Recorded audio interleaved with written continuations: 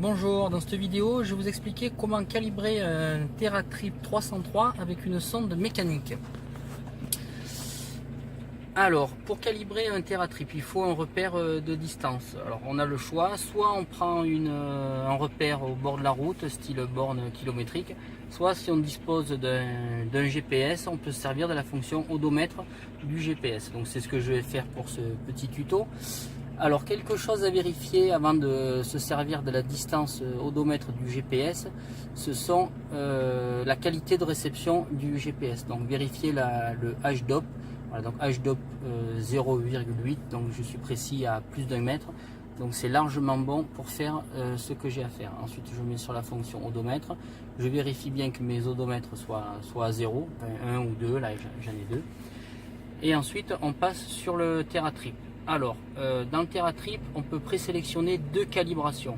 Deux calibrations, ça permet, si on a des montes de pneus avec des tailles différentes, d'avoir le GPS, d'avoir le TeraTrip réglé pour les deux montes de pneus sans avoir besoin de toucher la calibration. Alors, il faut faire attention à quelle calibration on travaille. Donc là, je suis sur Cal 1 de sélectionner. Donc, on choisit la calibration avec le bouton Cal. Donc, si j'appuie sur Cal 2, j'attends un petit peu et je bascule sur Cal 2.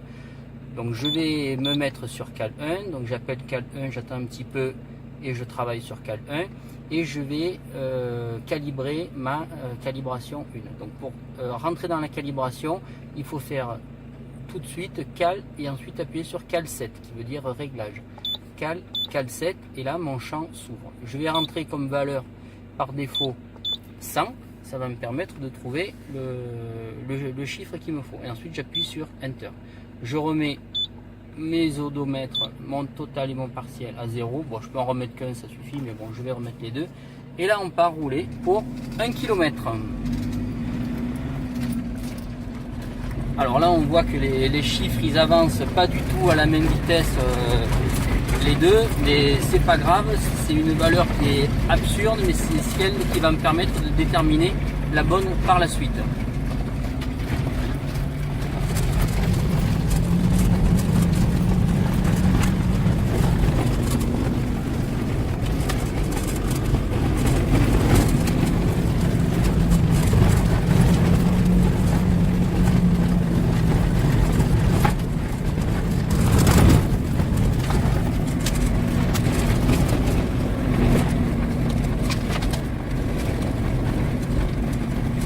Ralentir.